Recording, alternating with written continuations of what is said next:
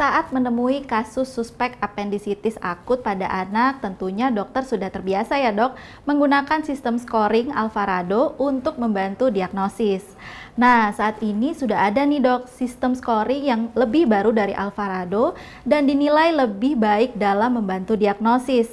Sistem scoring ini disebut dengan PARCC atau Pediatric Appendicitis Risk Calculator. Nah, kali ini Alomedica akan membahas tuntas mengenai sistem scoring ini. So, stay tune ya dok.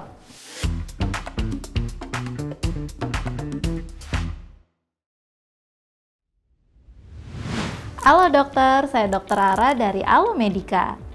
Apendisitis sampai saat ini masih menjadi salah satu penyakit kegawat daruratan yang menyebabkan pasien anak harus dibawa ke IGD. Biasanya penegakan diagnosis bergantung pada kombinasi temuan klinis dan pencitraan diagnostik seperti CT scan maupun USG. Akan tetapi, pemeriksaan penunjang ini bukannya tanpa kelemahan.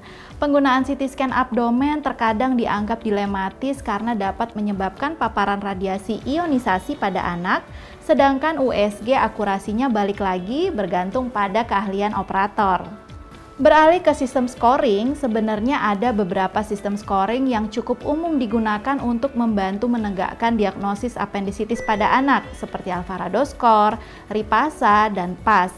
Tetapi sistem scoring ini masih diragukan nih dok validitasnya. Makanya saat ini telah dikembangkan sistem scoring PARCC yang diharapkan lebih baik dalam mendiagnosis apendisitis pada anak. Berdasarkan beberapa studi yang ada pada saat ini, sistem scoring Alvarado dan PAS umumnya menempatkan mayoritas pasien ke dalam kategori resiko menengah yang mengindikasikan penggunaan pencitraan untuk menegakkan diagnosis. Hal ini berbeda dengan PARCC di mana mayoritas pasien akan masuk ke dalam kategori resiko rendah dan tinggi yang pada akhirnya dapat membantu mengurangi penggunaan pencitraan diagnostik. Jadi dengan penggunaan PARCC ini diharapkan dokter dapat meningkatkan kualitas perawatan, mengurangi pencitraan diagnostik yang tidak perlu, serta mengurangi biaya dan komplikasi terkait penyakit apendisitis khususnya pada pasien anak. By the way, sebelum saya jelasin lebih lanjut, kalau dokter mau baca-baca lebih lengkap terkait topik kali ini, maupun informasi lain seputar dunia kedokteran terkini yang berbahasa Indonesia dan mudah dipahami, dokter bisa nih download aplikasi Alomedica. Di aplikasi ini ada banyak banget fitur bermanfaat buat dokter-dokter di Indonesia, contohnya artikel-artikel continuing medical education terkait penyakit, obat, dan tindakan medis yang tentunya berguna banget buat praktik kita sehari-hari. Terus artikelnya ada juga tuh yang ber-SKP, jadi bisa nambahin sertifikat yang dokter butuhkan. Nggak cuma itu, ada juga beragam webinar dan e-workshop ber-SKP yang bisa dokter ikutin, plus dokter bisa berdiskusi dan memperluas networking sesama sejawat dokter se-Indonesia di forum diskusi dokter Alomedica. Tuh, lengkap banget ya dok, jadi download aplikasi Alomedica sekarang juga di Google Play dan juga App Store. So, tanpa berlama-lama lagi, yuk kita kenali lebih lanjut mengenai apa itu Pediatric Appendicitis Risk Calculator. Seperti yang sudah saya sebutkan sebelumnya, Pediatric Appendicitis Risk Calculator atau PARCC ini adalah sistem scoring untuk menghitung resiko seorang anak mengalami apendisitis. Nah, variabel yang diperhitungkan meliputi setting, jenis kelamin, usia, durasi nyeri, hitung jenis leukosit, jumlah neutrofil absolut, nyeri saat berjalan, nyeri tekan maksimal di kuadran kanan bawah abdomen, kekakuan otot abdomen, dan migrasi nyeri ke kuadran kanan bawah abdomen. Hasil dari perhitungan PARCC akan menempatkan pasien pada strata resiko prediksi kemungkinan apendisitis, yaitu lebih kecil dari 5% untuk resiko sangat rendah, 5-14% adalah resiko rendah, 15 hingga 84% adalah resiko menengah, dan lebih dari 84% adalah resiko tinggi. Kalkulator ini sebenarnya bisa diintegrasikan ke dalam sistem rekam medis elektronik. Akan tetapi, jika fasilitas kesehatan dokter belum memiliki sistem ini, saat ini banyak kok dok aplikasi kalkulator kesehatan yang sudah menyediakan sistem scoring ini. Yang jadi pertanyaan, ada nggak sih bukti ilmiah penggunaan PARK ini di fasilitas kesehatan? Jawabannya ada dok. Sebanyak 3 buah studi kohort di 9 instalasi gawat darurat dengan sampel sebanyak 2.423 menganggap PARK mampu secara akurat mendiagnosis dan mengklasifikasi setidaknya setengah dari pasien yang ada ke dalam resiko rendah, yaitu lebih kecil dari 15%, atau tinggi, yaitu lebih besar sama dengan 85% menderita apendisitis.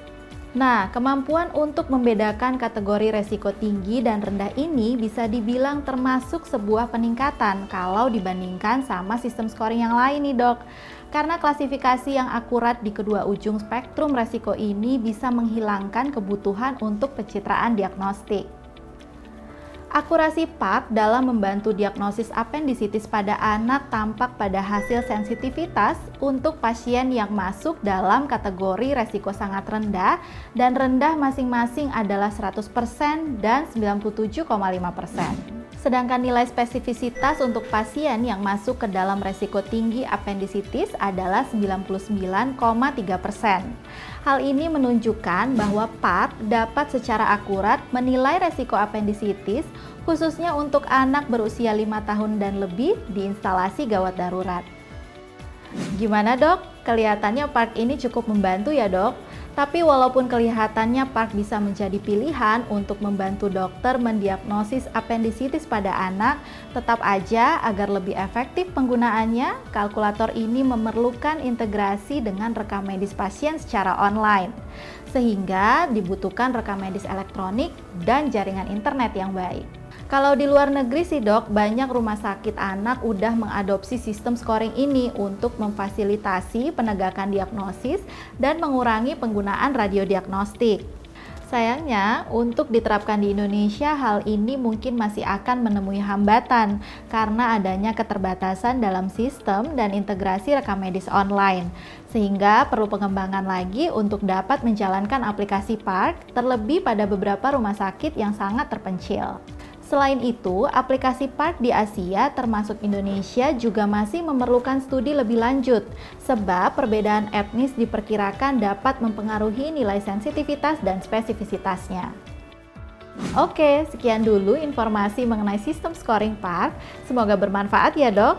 Kalau menurut dokter gimana nih dok seputar penggunaan PARK ini? Apakah bermanfaat nih untuk praktik kita sehari-hari? Lalu, apakah dokter cukup excited dengan pengembangan integrasi scoring ini pada rekam medis online di rumah sakit? Coba dokter bisa sharing di kolom komentar ya dok. Terima kasih banyak buat yang udah menyaksikan video ini. Jangan lupa untuk like, komen, share, dan juga subscribe ya dok. Jadi dokter andal dalam genggaman, salam Alo Medika.